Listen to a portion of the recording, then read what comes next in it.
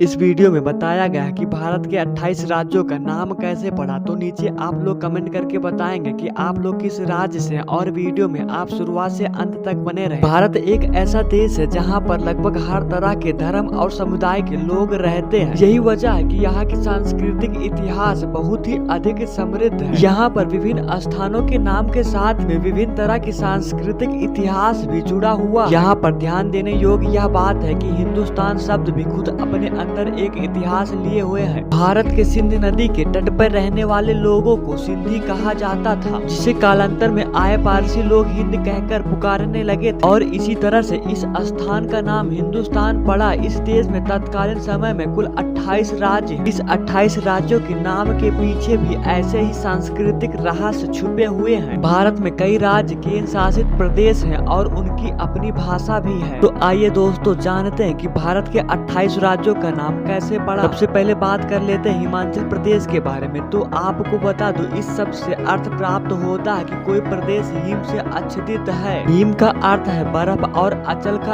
अर्थ है स्थापित। इस तरह यह एक ऐसा प्रदेश है जहाँ पर सदा बर्फ जमा रहता है। इसे बर्फीले पहाड़ों का घर भी कहा जाता है। पंजाब शब्द पंजाब भारत के ईरानी से बना है। ध्यान देने वाली बात यह है कि इस क्षेत्र में 5 नदियां बहती हैं। अतः शब्द पंजाब में पंज यानी 5, आब यानी पानी होता है, इसलिए इसे 5 नदियों की भूमि भी कहा जाता है। उत्तराखंड वर्ष 2000 में उत्तर प्रदेश से अलग होकर एक नया राज्य उत्तरांचल हुआ। आरंभ में इसे उत्तरांचल ही कहा जाता था, जिसका शाब्दिक अर्थ होता है उत्तरी पहाड़ियां। इसके उपरांत इस स्थान को उत्तरांचल की जगह उत्तराखंड के नाम से पुकारे जाने लगा, जिसका अर्थ होता है किसी क्षेत्र का उत्तरी हिस्सा। हरियाणा इस स्थान के नाम को महाभारत के काल से जोड़ा जाता। हरियाणा का अर्थ है हरि यानी श्री कृष्ण के यहाँ आने से जुड़ा हुआ है। महाभारत के समय भगवान श्री कृष्ण स्वयं यहाँ आए, जिस वजह से यह स्थान हरियाणा के नाम से प्रसिद्ध हुआ। उत्तर प्रदेश के नाम से ही इसका झलक हो जाता है कि इसका अर्थ है उत्तरी दिशा में स्थापित राज्य। अतः भारत का जो हिस्सा उत्तर की दिशा में फैला हुआ है उसे उत्तर प्रदेश के नाम से जाना जाता है। राजस्थान यह शब्द स्वयं में राजा शब्द को निहित रखता है। ध्यान देने वाली बात यह है कि इस क्षेत्र में एक से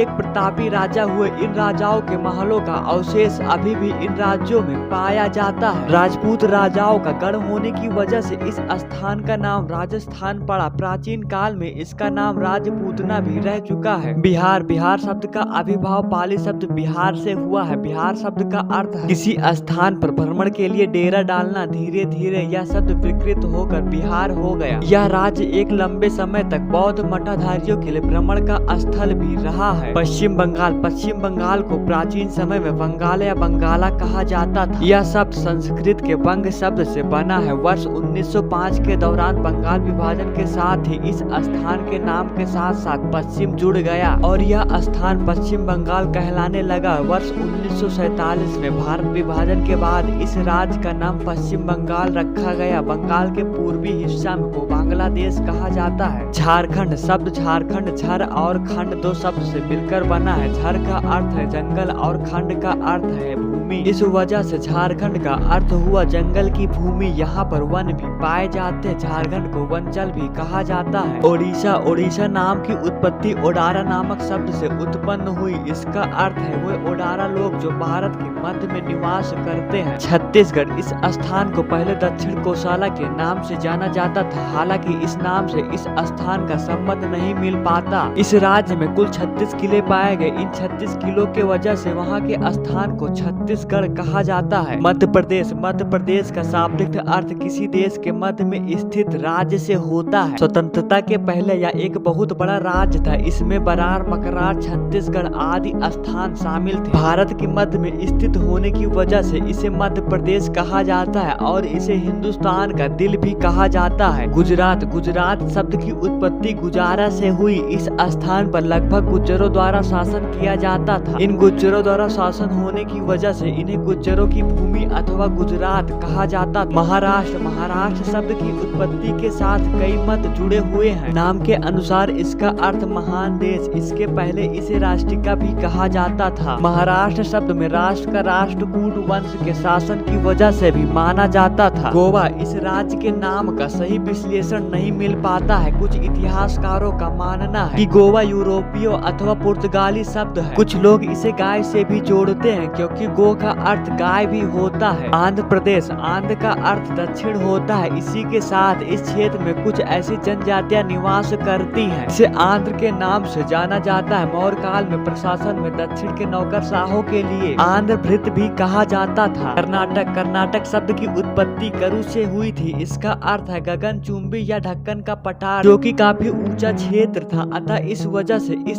स्थान को कर्नाटक नाम दिया गया। तमिलनाडु, तमिलनाडु दो शब्द से मिलकर बना है। तमिल और नाडु, नाडु का अर्थ है जन्मभूमि। इस वजह से यह स्थान तमिलों का घर के रूप में जाना जाता है। इस स्थान में अधिक संख्या में तमिल लोग पाए जाते हैं। इस कारण से इस राज्य का नाम तमिलनाडु पड़ गया। केरल, इस नाम के साथ कई ऐतिहासिक और सांस्कृतिक मत जुड़े हुए हैं। केरल शब्द का अर्थ चेरा वंश के शासकों द्वारा उत्पन्न माना जाता है। संस्कृत में केरल का अर्थ है एक जुड़ी हुई भूमि। अतः यह कहा जा सकता है कि केरल समुद्र से निकली हुई अतिरिक्त भूमि है, क्योंकि यह समुद्र के किनारे स्थित थी। तेलंगाना, इस शब्द की उत्पत्ति त्रिलिंग से हुई है, जिसका अर्थ है भगवान शिव के 3 लिंग। अतः इस स्थान का एक आध्यात्मिक महत्व भी है। सिक्किम, इस शब्द की उत्पत्ति लिम्बू से हुई है। प्राचीन समय में इसका अर्थ एक नया विशाल भवन के रूप में भी था। हालांकि तत्कालीन समय में इसे तिब्बती भाषा में डेजोग भी कहा जाता है। अरुणाचल प्रदेश, अरुणाचल शब्द दो शब्दों के मेल से बना है। ये दो शब्द है अरुण और अचल। अतः यह वह स्थान है जहाँ से सूर्य निकलता हुआ दिखाई देता है। इस वजह से इसे अरुणाचल प्रदेश कहा जाता है। असम, असम शब्द का अर्थ अहम शासकों से है। इस स्थान पर 6 सदियों तक ऐसे शासकों का राज्य था। इसका एक अन्य मतलब अनियमित से भी है, क्योंकि इंडो आर्यन संस्कृत में असम का अर्थ अनियमित होता है। मेघालय, मेघालय राज्य को बादलों का घर भी कहा जाता है। मेघालय शब्द दो शब्द से मिलकर बना है, मेघ और आलय। यहाँ पर वर्षा की संभावनाएं अधिक होने की वजह से इस